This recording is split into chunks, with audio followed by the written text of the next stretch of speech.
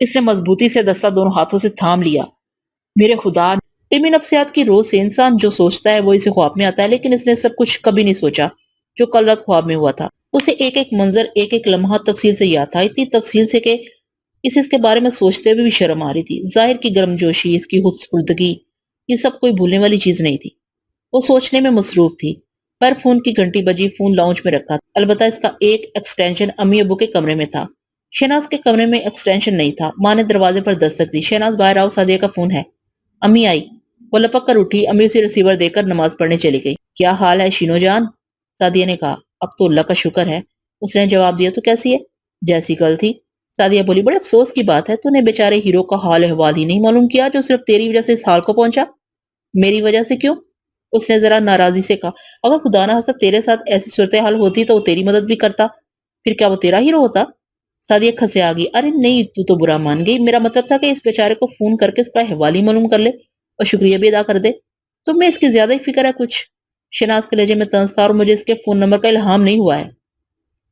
وہ میں بتا دیتی ہوں۔ سعدیہ نے اس کا نمبر دہرا دیا۔ شہناز نے نوٹ کیا، میں کر لوں گی۔ پھر ادھر ادھر کی کچھ باتیں کر کے سعدیہ نے فون بند کر دیا۔ شہناز نے طاہر کا نمبر ملانے کا سوچا، پھر فیصلہ کیا کہ ماں سو جائے تو اس کے بعد فون کرے گی۔ وہ اپنے کمرے میں آگئی۔ مہناز بیگم گرمیوں میں عام طور سے دوپہر کو 2-2.5 گھنٹے سویا کرتی تھی، اور ایک بار وہ کمرے میں جاتی تو شام سے پہلے نہیں نکلا کرتی تھی۔ 10 منٹ بعد شہناز نے باہر آ کر دیکھا، امی سونے کے لیے نیچے جا چکی تھی۔ مطمئن ہو کر اس نے طاہر کا نمبر ملایا۔ ہیلو؟ دوسری طرف سے طاہر کی آواز آئی تھی۔ اس کی آواز بھی ظاہر سے بہت ملتی تھی۔ شہناز کا دل تیزی سے دھڑکنے لگا۔ اس نے بمشکل کہا، میں شہناز بول رہی ہوں۔ آپ؟ اس بار طاہر نے ایسے لہک کر کہا کہ وہ چونک گئی تھی۔ کیسی ہیں آپ؟ وہ مجھے آپ کا پوچھنا تھا، آپ کی طبیعت اب کیسی ہے؟ آپ نے پوچھ لیا، سمجھ لیا، بالکل ٹھیک ہے۔ وہ بولا، ڈاکٹر نے ہاتھوں کی بینڈیج کر دی ہے، ہفتہ 10 دن میں ہاتھ ٹھیک ہو جائیں گے۔ میں آپ کی احسان مند۔ وہ جھجکتے ہوئے بول رہی تھی۔ ایسا مت کہیں، میں نے کسی اور کے لیے ایسا کیا ہوتا تو اسے ضرور احسان سمجھتا، لیکن آپ کے لیے تو ایسا ہے کہ جیسے میں نے خود اپنی جان بچائی ہو۔ شہناز چپ ہو گئی تھی۔ وہ اتنی نادان نہیں تھی کہ یہ نہ جان سکتی طاہر کے لہجے میں کون سا جذبہ بول رہا تھا۔ کتنی عجیب بات تھی کہ ایک وہ خواب والا ظاہر تھا، وہ اس پر حق جتاتا تھا، اور اب طاہر کے انداز سے لگ رہا تھا وہ بھی اس میں دلچسپی لے رہا تھا۔ ایک دم شہناز کو جھجلاہٹ سی محسوس ہونے لگی۔ اس نے خدا حافظ کہہ کر فون بند کر دیا۔ کیا میں کھلونا ہوں؟ اس نے سوچا۔ بستر پر دراز ہوتے ہوئے غصہ اس کے ذہن میں لہریں لے رہا تھا۔ ہاں، تم میرا کھلونا ہو، ظاہر نے ایک سرمستی کے عالم میں کہا۔ میں انسان ہوں، ایک لڑکی ہوں۔ شہناز نے احتجاج کیا تھا۔ پلیز مجھ سے ایسے مت کھلو، میں اپنی ہی نظر میں گر جاؤں۔ مگر اپنی منمانیوں میں مگن ظاہر کو اس کے احتجاج کی معمولی سی بھی پرواہ نہیں لگ رہی تھی، بلکہ اس نے کہکا لگایا، جانے من اب تم میری ہو چکی ہو، اس لیے یہ سب باتیں لاحاصل ہے، اور ان لمحات کو بیکار باتوں میں ضائع مت کرو۔ شہناز خود کو اس کے آگے بے بس محسوس کر رہی تھی، جیسے ایک معمولی پتا تند ہوا کے سامنے بے بس ہو جاتا ہے۔ ایسے ہی وہ ظاہر کے سامنے تھی، وہ اس پر چھایا ہوا تھا، پھر وہ کسی حقیر تنکے کی طرح جذبات کے اس دھارے میں بہتی چلی گئی، اور جب اس کی آنکھ کھلی تو ایک بار پھر پسینے میں شرابور تھی۔ سانس یوں دھوکنے کی طرح چل رہی تھی جیسے اس نے میلوں تک دوڑ لگائی ہو۔ گلا خشک ہو رہا تھا۔ اس نے اٹھ کر پانی پیا۔ یہ میرے ساتھ کیا ہو رہا ہے؟ اس نے وحشت زدہ انداز میں سوچا، کہ میں خود تو نفسیاتی مریضہ نہیں بن رہی ہوں۔ جب اس نے نفسیات کو بطور مضمون لیا تھا تو سعدیہ اور نادیہ نے اس کا کتنا ریگارڈ لیا تھا۔ وہ کل نادیہ کے نفسیات کا مضمون پڑھتے ہی وہ لوگ ہیں جن کی نفسیات میں کوئی خامی رہ گئی، اور ماہر نفسیات تو باقاعدہ کسی نہ کسی نفسیاتی خلل کا شکار ہوتے ہیں۔ تو کیا یہ بات درست تھی؟ اور اسے اسی قسم کے خواب کیوں نظر آ رہے تھے؟ جب اس کا ذہن ذرا پرسکون ہوا تو اس نے فیصلہ کیا کہ اس معاملے میں کسی کی مدد حاصل کرنی چاہیے، ورنہ وہ پاگل بھی ہو سکتی ہے۔ روبینہ نفیس کا شمار صرف اسلام آباد بلکہ ملک کی نامور ماہرین نفسیات میں ہوتا تھا۔ اپنے وسیع تجربے نفسیات کے شعبے میں جدید ترین تعلیم اور معلومات کے ساتھ پرکشش شخصیت کی وجہ سے ملنے والے ہر شخص کو متاثر کرتی تھی۔ 40 برس کی عمر کے باوجود وہ 30 سے زیادہ کی نہیں لگتی تھی۔ وہ صرف نفسیات میں ہی نہیں بلکہ مبدل النفسیات میں بھی خاصی دسترس رکھتی تھی۔ یہی وجہ تھی کہ وہ ایسے بے شمار کیس حل کر چکی تھی جنہیں حل کرنے میں دوسرے ماہرین ناکام رہے تھے۔ ان کے علم و تجربے کی وجہ سے انہیں معروف یونیورسٹی اور تعلیمی اداروں کی طرف سے لیکچرز کی آفرز ملتی رہتی تھی، اور وہ اپنی مصروفیات سے وقت نکال کر طلباء کو اپنے تجربات سے مستفید کیا کرتی تھی۔ اسلام آباد میں ان کا کلینک تھا، اور ساتھ ہی وہ ایک ادارہ بھی چلاتی تھی جس کا مقصد لوگوں کے نفسیاتی رجحانات کا جائزہ لے کر مختلف رپورٹس تیار کرنا تھا۔ بے شمار عوامی معاملات میں اس ادارے کی طرف سے کی جانے والی پیشگوئیاں درست ثابت ہوئی تھی۔ روبینہ نفیس ہفتے میں 5 دن اپنے کلینک میں بیٹھا کرتی تھی، اور ان کی ٹائمنگ صبح 10 بجے سے شام 4 بجے تک ہوا کرتی تھی۔ اس کے بعد وہ کچھ وقت اپنے ادارے کو دیا کرتی تھی جو ایک قسم کی این جی او اور ان کا گھر تھا۔ شوہر اور 3 بچے تھے۔ شہناز نے 2 مرتبہ ان کا لیکچر سنا تھا۔ وہ ان سے بے حد متاثر تھی۔ اس لیے جب اسے مدد حاصل کرنے کا خیال آیا تو اس کے ذہن میں پہلا نام روبینہ نفیس کا ہی آیا تھا۔ اس نے اس روز ان سے رابطہ کر لیا۔ ان کے کلینک کا نمبر اس کے پاس تھا۔ فون روبینہ نفیس کی سیکرٹری نے اٹھایا تھا۔ جی فرمائیے، مجھے مسز روبینہ نفیس سے ملنا ہے، اس نے کہا۔ کس سلسلے میں؟ سیکرٹری نے پوچھا۔ ایک معاملے میں، یہ میں انہی کو بتا سکتی ہوں۔ کیا آپ نے اپوائنٹمنٹ لیا تھا؟ شہناز کے منفی جواب پر اس نے معذرت کر لی۔ میں معافی چاہوں گی مسز نفیس کی اگلے 1 مہینے تک مصروفیات طے ہیں۔ آپ چاہیں تو میں 1 مہینے بعد کا وقت مجھے ابھی ملنا ہے۔ اس نے التجا کی۔ میرا معاملہ اہم ہے۔ دیکھیں، معاملے سب کے اہم ہوتے ہیں، سیکرٹری نے اسے سمجھایا۔ ہم صرف اپوائنٹمنٹ کے حساب سے ڈیل کر سکتے ہیں۔ آپ خود سوچیں کہ کسی دوسرے کا وقت آپ کو کیسے دیا جا سکتا ہے۔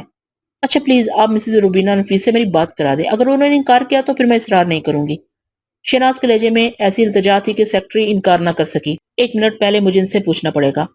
فون پر ہولڈ آن کا میوزک گونجنے لگا۔ وہ سوچ رہی تھی کہ مسز روبینہ اس سے بات کرتی بھی ہے یا نہیں۔ اچانک فون پر ان کی مخصوص نرم آواز آئی۔ یس پلیز۔ شہناز چونکی۔ میں شہناز فاروق کی بات کر رہی ہوں۔ قائداعظم یونیورسٹی میں آپ نے لیکچر دیا تھا، میں وہاں ماسٹر کر رہی ہوں۔ اور وہی شہناز فاروق کی جس نے تحلیل نفسی کے بارے میں سوال کیا تھا؟ روبینہ نفیس کی یادداشت بھی غضب کی تھی۔ انہیں اب تک یاد تھا، حالانکہ اس بات کو 3 مہینے ہو رہے تھے۔ جی میں وہی شہناز بات کر رہی ہوں۔ میں آپ سے ایک بہت ضروری معاملے میں ملنا چاہتی ہوں۔ مجھے خوف ہے کہ اگر میں نے کسی ماہر نفسیات سے مدد نہ لی تو پاگل ہو جاؤں گی۔ میرے پاس فی الوقت بالکل فارغ وقت نہیں ہے۔ میں آپ سے ملنا چاہتی ہوں پلیز۔ اس کے لہجے میں عاجزی تھی۔ اوکے، لیکن آفس میں نہیں۔ شام 5 بجے سے 7 بجے تک میں اپنی NGO ذہن میں ہوتی ہوں۔ اس کا دفتر میرے کلینک کے ساتھ ہے۔ میں نے دیکھا ہوا ہے۔ میں ایک بار اپنے اسائنمنٹ کے سلسلے میں وہاں آ چکی ہوں۔ بس تو آپ کل یا پرسوں ان اوقات میں آ کر مجھ سے مل لیں۔ بہت بہت شکریہ میڈم، اس نے خوشی سے کہا۔ نو پرابلم، خدا حافظ۔ روبینہ نفیس نے فون بند کر دیا۔ اس لمحے امی بیڈ روم سے نکلی۔ کس سے بات کر رہی تھی؟ امی ایک بہت اچھی ماہر نفسیات ہے، میں ان سے وقت لے رہی تھی ملاقات کے لیے۔ اس نے جھوٹ بولا مناسب نہ سمجھا۔ البتہ پوری وضاحت نہیں کی، وہ کر بھی نہیں سکتی تھی۔ ایک تو تمہاری یہ نفسیات کی بات سمجھ میں نہیں آتی، امی نے بڑبڑاتے ہوئے کہا۔ پھر بولی، میں وضو کر کے نماز پڑھنے جا رہی ہوں، جب تک چائے بنا لو۔ جی اچھا، اس نے کہا۔ پھر اسے خیال آیا کہ آج اس نے ظہر کی نماز تو پڑھی ہی نہیں تھی۔ اس نے دل میں خدا سے معافی مانگی۔ اسے شرمندگی ہو رہی تھی، شاید کئی سال بعد اس کی کوئی نماز قضا ہوئی تھی، ورنہ وہ ظہر بھی یونیورسٹی میں پڑھ کر آتی تھی۔ آج اس نے نہ فجر پڑھی نہ ظہر۔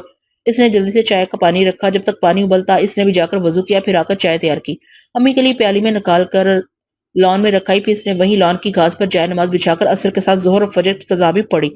نماز کے بعد اس نے خدا سے دعا کی کہ اس کی مدد کرے، اسے ان پریشان کرنے والے خوابوں سے نجات دلائے۔ دعا مانگ کر اسے بے سکون ملا تھا۔ امی نماز پڑھ کر آ چکی تھی اور چائے پیتے ہوئے اسے غور سے دیکھ رہی تھی۔ جیسے ہی اس نے دعا مکمل کی، انہوں نے پوچھا، کیا بات ہے شہناز، مجھے پریشان لگ رہی ہے؟ کچھ نہیں امی، وہ زبردستی مسکرائی۔ فجر اور ظہر قضا ہو گئی تھی، خدا سے اس کی معافی مانگ رہی تھی۔ پروفیسر صاحب نے آج بھی سیمینار میں جانا تھا، اس لیے ابھی تک گھر نہیں آئے تھے۔ مغرب کے بعد ان کی کار نے ہارن بجایا تو اس نے لپک کر گیٹ کھولا۔ سلام دعا کے بعد وہ اندر چلے گئی اور شہناز کھانا تیار کرنے لگی۔ کھانے کے بعد وہ عشاء پڑھ کر ایک کتاب پڑھنے لگی۔ پھر اس نے اپنے ایک اسائنمنٹ کو دیکھا۔ اگلا ٹیسٹ اس بارے میں تھا اور یہ فائنل کے تھیسس کا ایک حصہ بھی تھا۔ اس کے بعد اس نے اپنے اگلے روز یونیورسٹی پہن کر جانے والے کپڑے استری کیے اور سونے کے لیٹ گئی۔ اسے اندازہ تھا کہ سوتے ہی سے پھر وہی خواب نظر آئے گا۔ اس نے فیصلہ کیا کہ اب وہ ظاہر کے سحر کا شکار نہیں ہوگی، بلکہ اس کے خلاف پوری مزاحمت کرے گی۔ اسے شدت سے اپنی توہین کا احساس ہو رہا تھا۔ ایک شخص نے اسے کتنی آسانی سے حاصل کر لیا تھا، بے شک خواب میں ہی صحیح۔ وہ ذرا سی مزاحمت بھی نہیں کر سکی تھی۔ اپنی سوچ کو مضبوط کرتے کرتے اسے نہ جانے کب نیند آ گئی۔ ظاہر نے اسے مخصوص دلکش انداز میں مسکرا کر دیکھا تھا، لیکن وہ سنجیدہ رہی۔ پھر اس نے پاس آ کر اسے باہوں میں سمیٹنے کی کوشش کی۔ وہ پیچھے ہٹ گئی۔ پلیز اب وہ سب نہیں ہوگا، اس نے مضبوط لہجے میں کہا۔ ظاہر کی مسکراہٹ غائب ہو گئی تھی، اس کے پھیلے ہوئے ہاتھ گر گئے تھے۔ کیوں؟ اس نے سرسراتے لہجے میں کہا۔ اس لیے کہ یہ سب گناہ ہے اور میں مزید گناہ نہیں کر سکتی۔ ظاہر ہنسا۔ گناہ؟ یہ سب لوگوں کو بیوقوف بنانے کے لیے۔ گناہ ثواب زندگی یہ ہے۔ اس نے عالیشان سیج کی طرف اشارہ کیا۔ یہ زندگی کے مزے ہیں۔ نام نہاد پابندیاں انسان کو سوائے تشنگی کے کچھ نہیں دیتی ہیں۔ یہ غلط ہے۔ پابندیاں ہی تو انسان کو اشرف المخلوقات کے درجے پر رکھتی ہیں، اسے خدا کا نائب بناتی ہیں، ورنہ انسان اور جانور میں کیا فرق ہے؟ ظاہر کا چہرہ لمحے بھر کے لیے بگڑا تھا، پھر اس نے بھرپور کہکا لگایا۔ یہ سب اپنی ناسودگیوں کو الفاظ کے پردے میں چھپانے والی باتیں ہیں، چھوڑو انہیں، آؤ۔ اس نے دوبارہ ہاتھ بڑھائے۔ وہ پھر پیچھے ہٹ گئی۔ میں نے کہا نا اب یہ نہیں ہوگا۔ ظاہر نے اسے غور سے دیکھا۔ کیا بات ہے، تم کچھ بدلی بدلی لگ رہی ہو، کیا موڈ نہیں ہے؟ ظاہر ہے مجھے افسوس ہے، میں ایسی لڑکی نہیں ہوں جو یوں خود کو کسی کے حوالے کر دوں۔ آئندہ مجھ سے توقع مت رکھنا۔ تم اس چیز سے انکار کر رہی ہو جو ایک بار ہو چکی ہے۔ گناہ ایک بار کرنے سے ہمیشہ کرنے کا جواز نہیں بن جاتا، شہناز نے دلیل دی، اور پھر گناہ معافی مانگنے سے معاف ہو جاتا ہے۔ پلیز مجھے تمہاری ضرورت ہے۔ ظاہر کے انداز میں التجا آ گئی تھی۔ میں تم سے محبت کرتا ہوں۔ ممکن ہے، لیکن اب جو تم چاہتے ہو وہ ناممکن ہے۔ شہناز نے قطعی انداز میں کہا تھا۔ ظاہر التجائی کرنے لگا۔ شہناز کو کسی قدر حیرت تھی، اور اتنی خوشامد کیوں کر رہا ہے؟ یہ اس کا محل تھا، وہ اس کے ساتھ زبردستی بھی کر رہا تھا۔ جسمانی طور پر اسے کہیں زیادہ طاقتور تھا، جسمانی طور پر وہ اسے مقابلے کی پوزیشن میں نہیں تھا۔ اگر وہ زبردستی پر اتر آتا تو مزاحمت ہی کر سکتی تھی، اسے ناکام نہیں بنا سکتی تھی۔ نہ جانے کیوں وہ اسے اپنی طاقت اور شان و شوکت کے باوجود کمزور لگا تھا۔ شاید اس لیے کہ وہ اپنے نفس پر قابو نہیں پا سکا تھا، مضبوط ہونے کے باوجود اندر سے کمزور تھا۔ میں جا رہی ہوں، شہناز نے پہلی بار جانے کی بات کی تھی۔ سنو، ایک بات کرنا چاہتا ہوں، ظاہر نے اچانک ترشت لہجے میں کہا۔ کیا تم جانتی ہو ہماری 2 بار کی قربت کا کیا نتیجہ نکلا ہے؟ اس کا انداز فتحانہ تھا۔ نہیں۔ اس بار شہناز کچھ خوفزدہ ہو گئی تھی۔ تم میرے بچے کی ماں بننے والی ہو۔ نہیں، اس کے منہ سے نکلا تھا۔ نہیں۔ وہ ہڑبڑا کر اٹھ بیٹھی تھی، اس کے اندر کوئی کہکے لگا رہا تھا۔ وہ خود پر قابو پانے لگی۔ اس لمحے فجر کی اذان کی آواز آئی، اسے سکون محسوس ہوا تھا۔ وہ کلمہ پڑھتی اٹھی، وضو کیا اور نماز کے لیے مصلے پر کھڑی ہو گئی۔ نماز پڑھ کر اس نے سجدے میں جا کر ان خوابوں سے نجات کی دعا مانگی۔ دعا مانگ کر وہ خود کو ہلکا پھلکا محسوس کرنے لگی تھی۔ اس نے اٹھ کر فجر کے لیے ماں باپ کو اٹھایا اور خود لاؤنج کی گرل کا تالا کھول کر باہر آ گئی۔ آسمان پر تارے تھے، موسم میں ہنکی تھی، ہوا خوشگوار لگ رہی تھی۔ وہ چپل اتار کر شبنم سے بھیگی ٹھنڈی گھاس پر چلنے لگی۔ ظاہر نے ایسا کیوں کہا؟ اس نے سوچا، اسے بھلا کیا معلوم؟ اسے شرم آنے لگی۔ بکواس، اس نے خود سے کہا، ان خوابوں کی کوئی اہمیت نہیں ہے۔ یہ کس وجہ سے آ رہے ہیں؟ پروفیسر صاحب نماز پڑھ کر آئے تو وہ ماں کے ساتھ ناشتہ بنانے لگی۔ اسے سیب اور گریپ فروٹ کا فریش جوس اچھا لگتا تھا۔ آج اس نے اپنے سیب کا جوس نکالا، اسے چھان کر اس میں کالی مرچ اور ہلکا سا نمک ملایا۔ اسے سیب کا جوس اسی طرح اچھا لگتا تھا۔ 7 بجے تک ناشتے سے فارغ ہو کر وہ تیار ہونے چلے گی۔ آج وہ ابو کے ساتھ وقت سے ذرا پہلے ہی نکل گئی تھی۔ ابو نے اسے اسٹاف کی بجائے یونیورسٹی کے سامنے اتار دیا تھا۔ دوپہر تک تھکی ہاری وہ آئی، کھانا کھا کر اس نے نماز پڑھی اور پھر نہا کر لیٹ گئی۔ اسے روم کولر کی ہنکی میں شدت کی نیند آ رہی تھی، مگر وہ سوئی نہیں۔ اسے سونے سے خوف آ رہا تھا۔ اس نے ایک کتاب اٹھا لی، پھر جب باہر پروفیسر صاحب کی کار نے ہارن دیا تو وہ باہر نکل آئی تھی۔ ماں اسے جاتا دیکھ کر رک گئی۔ باپ کو سلام کر کے اس نے کہا، ابو مجھے شام کو ایک ماہر نفسیات مسز روبینہ نفیس کے پاس جانا ہے، کیا میں کار لے جاؤں؟ کیوں نہیں بیٹا، پروفیسر صاحب اندر جاتے ہوئے بولے، مگر احتیاط سے ڈرائیو کرنا، تم زیادہ ہی تیز چلاتی ہو۔ میں آہستہ چلاؤں گی، اس نے جلدی سے وعدہ کر لیا۔ شہناز نے اسکول کے زمانے میں ڈرائیونگ سیکھ لی تھی۔ اکثر وہ جب کہیں جاتے تھے تو شہناز ہی کار ڈرائیو کرتی تھی۔ پروفیسر صاحب کو لمبی ڈرائیو کی عادت نہیں تھی۔ کمرے میں آ کر وہ شام کے لیے تیاری کرنے لگی۔ روبینہ نفیس کے کلینک تک کا فاصلہ نصف گھنٹے کا تھا، لیکن اس نے احتیاطاً 4 بجے نکلنے کا فیصلہ کیا۔ تیار ہو کر وہ ابو کے پاس کار کی چابی لینے گئی تو انہوں نے اسے اپنا موبائل فون بھی دے دیا۔ اسے رکھو، کوئی بات ہوئی یا دیر ہوئی تو گھر پر بتا دینا، میں 7 بجے تک لوٹ آؤں گی۔ کس معاملے میں ماہر نفسیات صاحبہ سے ملو گی؟ ابو ایک تھیسس کے معاملے میں ان سے کچھ ٹپس لینی ہے۔ اچھا بیٹا، احتیاط سے کار چلانا۔ ابو نے کہا، چائے پیتی جاؤ؟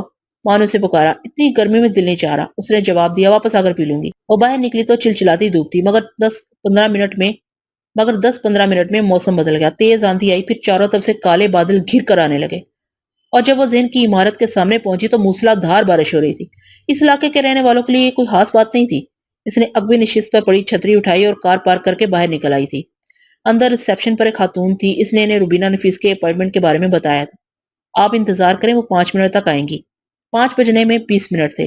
وہ سامنے رکھی کرسیوں میں سے ایک پر بیٹھ گئی۔ وقت گزاری کے لیے اس نے وہاں رکھا میگزین اٹھا لیا۔ ٹھیک 5 بجے روبینہ نفیس اندر آئیں۔ انہوں نے ریسیپشن والی خاتون سے بات کی اور سیدھی اس کے پاس آئیں۔ سوری، تمہیں انتظار کرنا پڑا۔ کوئی بات نہیں، میں ہی ذرا جلدی آ گئی تھی، وہ بولی۔ آؤ میرے ساتھ۔ وہ اسے لے کر دفتر میں آ گئی۔ اس کی آرائش سادہ لیکن متاثر کرنے والی تھی۔ میز کی بجائے وہ اسے کونے میں رکھے صوفہ سیٹ کی طرف لے آئیں۔ ہاں بولو، کیا مسئلہ ہے؟ بیٹھنے کے بعد انہوں نے عام سے لہجے میں کہا، کسی گھماؤ پھراؤ کے بغیر جو کچھ محسوس کرتی ہو بیان کر دو۔ اطمینان رکھو کہ تمہارا کہا ایک لفظ بھی اس کمرے سے باہر نہیں جائے گا۔ روبینہ نفیس کے لہجے میں ایسی سادگی و پرکاری تھی کہ وہ ایک لمحے کے لیے بھی نہیں ہچکچائی تھی۔ اس نے تفصیل سے اپنے خوابوں کا ایک ایک لمحہ بیان کر دیا تھا۔ وہ وقت بیان کرتے ہوئے اس کی زبان ذرا لڑکھڑائی تھی کہ جب ظاہر نے اسے اپنے محل اور پھر محل کی خوابگاہ میں لے گیا تھا۔ اس کی نظریں جھک گئی تھی، مگر خود نفسیات کی طالبہ ہونے کے ناطے وہ اس بات سے اچھی طرح واقف تھی کہ اپنے معالج سے آدمی کو کچھ نہیں چھپانا چاہیے، ورنہ اس کا درست علاج ممکن نہیں رہتا۔ روبینہ نفیس غور اور دلچسپی سے اس کو سن رہی تھی۔ آخر میں اس نے کہا، مجھے بالکل سمجھ نہیں آ رہی میں ایسے خواب کیوں دیکھ رہی ہوں۔ تمہارا کیس قابل غور ہے، وہ بولی۔ اچھا یہ بتاؤ، خواب میں ظاہر پہلی بار تمہیں اپنی خوابگاہ میں لے گیا تو بیدار ہونے کے بعد تم نے اپنی فزیکلی حالت کیا محسوس کی تھی؟ ان کا مطلب محسوس کر کے اس کے رخسار تمتمانے لگے تھے۔ اس نے نظریں جھکاتے ہوئے کہا، مجھے کچھ عجیب سے لگ رہا تھا، ناپاکی کا احساس تھا۔ جب تک میں نہا نہیں لی تھی یہ احساس رہا تھا۔ روبینہ نفیس سے سوال کرتی رہی اور ساتھ ہی اپنے پیڈ پر نوٹ کرتی رہی۔ اس کے بعد وہ گہری سوچ میں ڈوب سی گئی۔ खासी देर बाद उन्होंने सर उठाया। शहनाज, मुझे तुम्हारा मसला आसान नहीं लग रहा है। मैं महसूस करती हूँ कि ये साइकोलॉजी की बजाय पैरासाइकोलॉजी का केस है। वो जरा हैरान हुई थी। मगर ये तो सिर्फ ख्वाबों का मामला है। इस दुनिया में बेशुमार ऐसे वाकयात होते हैं जिनका इदराक हमारे जहन और सोचों की हदों से बाहर होता है। मगर तुम परेशान मत हो, अभी मैं इस पर सोचूंगी और अपने एक उस्ताद हैं, इनसे मशवरा भी करूंगी, फिर तुम्हारे कोई हल तजवीज करेंगे। मगर मैं क्या करूं? शहनाज हिचकिचाई। मैं ख्वाब में भी ये बात बर्दाश्त नहीं कर सकती। हौसले से काम लो, अभी जिस्मानी तौर पर तुम्हारा कुछ नहीं बिगड़ा है, लेकिन मुझे खौफ है। रुबीना नफीस कहते कहते चुप हो गई। सुनो, तुम एक काम करो, तुम इस लड़के ताहिर के बारे में मालूमात हासिल करो। ये किस किस्म का लड़का है, इसका किरदार क्या है। इसका इस मामले से अभी सवाल मत करो। उन्होंने शहनाज की बात काटी। जैसा मैं कहती हूँ वैसा ही करो। जाहिर के लिए अपना रवैया सख्त कर लो और सोने से पहले ज़हन में इस बात को बार बार दोहराओ कि तुमने इसकी नापाक ख्वाहिशात को किसी सूरत पूरा नहीं करना है। मैं ऐसा ही करूंगी। शहनाज ने पुरअज़म लहजे में कहा। शाबाश। रुबीना नफीस के लहजे में हौसला अफजाई थी। मुझे यकीन है तुम जल्द इस सूरत से छुटकारा पालोगी, इंशाअल्लाह। वो बोली, नमाज पढ़ती हो? बाकायदगी से। गुड, और कोशिश किया करो कि सोते वक्त बावजू रहो। मैं ख्याल रखूंगी। शहनाज ने कहा। फिर इसने फीस के बारे में पूछा। रुबीना नफीस मुस्कुराई। पहले तुम्हारा मसला हल हो जाए, फिर हम इसे भी डिस्कस कर लेंगे। शहनाज ने इसरार नहीं किया। इनका शुक्रिया अदा करके वहां से रवाना हो गई। इसने घड़ी देखे हैरान हुई। 7 बज रहे थे, यानी पूरे 2 घंटे रुबीना नफीस के साथ रही थी। वापसी में इसने जरा तेज ड्राइविंग की और 7:30 से कुछ पहले ही घर पहुंच गई थी। अम्मी वो को दिखाने के लिए वो अपना एक रजिस्टर साथ ले गई थी। इसके थके हुए आने के ख्याल से अम्मी ने खाना खुद बना लिया था। इसे भूख लग रही थी, इसलिए खाना जल्द लगा दिया गया। खाने के दौरान अबू रुबीना नफीस के बारे में पूछते रहे। वो मुहतात अंदाज में बताती रही। फिर उसने कहा, वो बहुत अच्छी और पुरखलूस औरत है। उन्होंने वादा किया है कि आइंदा भी मेरे थीसिस के लिए मुझे वक्त देती रहेंगी। यानी तुम फिर उनके पास जाओगी? अबू ने पूछा। जी अबू, उसने सर हिलाया। इस सूरत में मुझे 1-2 दिन पहले इन्फॉर्म कर दिया करना, ताकि मैं कहीं और का प्रोग्राम न बनाऊं और तुम गाड़ी लेकर जा सको। जी अबू, वैसे इसकी इतनी जरूरत भी नहीं है, मैं बस से भी जा सकती हूँ। प्रोफेसर साहब ने नफी में सर हिलाया। बस स्टॉप यहाँ से खासे फासले पर है। मैं सोच रहा हूँ कि तुम्हें खुद ही यूनिवर्सिटी ले जाया करूँ। मेरी एक और कॉलेज से बात हुई है। शाम के वक्त मुझे वहां एक क्लास लेना होगी। मैं अब कॉलेज से जल्दी निकल जाया करूंगा। इस तरह तुम्हें यूनिवर्सिटी से पिक कर लूंगा। अच्छा अबू, उसने खुशी से कहा। ये तो अच्छी बात है। बस स्टॉप इनके घर से कोई 1 किलोमीटर के फासले पर था। गर्म दोपहर में इतनी लंबी मुसाफत तय करते करते वो बेहाल हो जाती थी। ऊपर से बस में जगह के लिए बाज़ औक़ात खासा इंतजार करना पड़ता था। अबू के साथ आने की सूरत में इसे इंतजार से भी निजात मिल जाती और वो बस के धक्कों के साथ साथ गर्मी सर्दी से भी बच जाती। प्रोफेसर साहब की कार एयर कंडीशन थी। यानी कुछ अरसे पहले इस निजी कॉलेज में शाम के वक्त भी बीएससी केमिस्ट्री की क्लास लेने की पेशकश हुई थी, जिसके एवज कॉलेज वाले ने 15,000 देने पर आमादा थे और कॉलेज इनके इलाके के पास ही था। यानी इन्हें आने जाने में भी कोई दुश्वारी पेश नहीं आती। उन्होंने सारी उम्र जो कमाया था उसे इस घर पर लगा दिया था। शहनाज का मास्टर मुकम्मल होने के बाद इन्हें इसकी शादी की फिक्र भी करनी थी, इसलिए इजाफी आमदनी जरूरी थी। अगरचे महनाज बेगम ने बेटी के लिए जेवरात और बहुत कुछ बनवा लिया था, इसके बावजूद शादी के अखराजात कम नहीं होते हैं। ईशा पढ़कर शहनाज चहलकदमी करने के लिए छत पर आ गई। अम्मी ने आज चिकन बिरयानी बनाई थी और कुछ कुछ से भूख थी और कुछ खाना ज्यादा ही लजीज था। इसने भूख से ज्यादा ही खा लिया था। अब तबीयत में जरा गिरानी महसूस हो रही थी। अम्मी ने उसे लेमन स्क्वाश दिया और कहा कि वो छत पर चहलकदमी कर ले। कुछ देर के बाद अम्मी भी आ गई। टहलते टहलते अचानक शहनाज का दिल मितलाने लगा। वो तेजी से छत पर लगे वॉश बेसिन की तरफ लपकी। इसे इतनी जोर से उल्टी आई थी कि चंद लम्हों के अंदर सारा खाया पिया निकल गया था। अब इसकी हालत देखकर अम्मी परेशान हो गई थी। शहनाज, क्या हुआ? पता नहीं अम्मी, उल्टी आई और कमजोर भी महसूस हो रही है। शहनाज गहरे सांस लेने लगी थी। मैं तुझे डॉक्टर के पास ले चलती हूँ, महनाज बेगम ने इसकी हालत देखकर घबरा कर कहा। मुझे चक्कर भी आ रहे हैं। उसने अपना सर थाम लिया था। अम्मी उसे बमुश्किल तमाम थाम कर ऊपर रखी हुई कुर्सी तक लाई। फिर उन्होंने प्रोफेसर साहब को आवाज दी। वो घबराए हुए ऊपर आए। क्या हुआ बेगम? देखिए इसकी हालत। महनाज बेगम रो देने वाली हो रही थी। इतनी बड़ी उल्टी की अब नींद बेहोश है, कहीं फूड पॉइजन ना हो। प्रोफेसर साहब फिक्रमंद हो गए। तुम इसे संभालो, बल्कि हम दोनों नीचे चलते हैं। इसे अस्पताल ले जाना जरूरी है। दोनों से संभाल कर नीचे लाए और कार में बिठा दिया। फिर अफरा तफरी के आलम में नजदीक के अस्पताल की तरफ रवाना हो गए। ड्यूटी पर मौजूद लेडी डॉक्टर ने अलामात सुनते ही उसे अलग कमरे में ले जाकर मखसूस मुआयना करना चाहा। शहनाज ने एहतजाज किया। क्या कर रही हैं आप? अलामात के मुताबिक ये मुआयना जरूरी है। डॉक्टर ने इसे समझाया। मुझे देखना है कि आप प्रेग्नेंट हैं या नहीं। क्या? शहनाज ने चीख कर कहा। आपका दिमाग दुरुस्त है? मैं भी कुंवारी हूँ, शादी भी नहीं हुई मेरी। हमें क्या पता? डॉक्टर के लहजे में रुखाई आ गई थी। कितनी कुंवारियां मुआयने के बाद प्रेग्नेंट साबित होती हैं। ये बताया आपने मुआयना कराना है या नहीं? उसके लहजे ने शहनाज को खौफजदा कर दिया था। अच्छा, मुआयना कर लें, उसने बमुश्किल कहा। डॉक्टर इसके तर्ज अमल पर खौफजदा हो गई थी। इसने हाथ से तौहीन अमेज अंदाज में अपना काम मुकम्मल किया। इससे बोली, आप बाहर जाकर बैठें, मैं 10 मिनट बाद आकर आपको बताती हूँ। उसका अंदाज ऐसा था जैसे 10 मिनट बाद आकर आपके करतूत बताती हूँ। شہناز خود پر قابو پاتی ہوئی باہر گئی اور پریشان ماں سے جا کر لپٹ گئی۔ امی مجھے یہاں سے لے چلیں، یہ ڈاکٹر تو بہت خراب ہے۔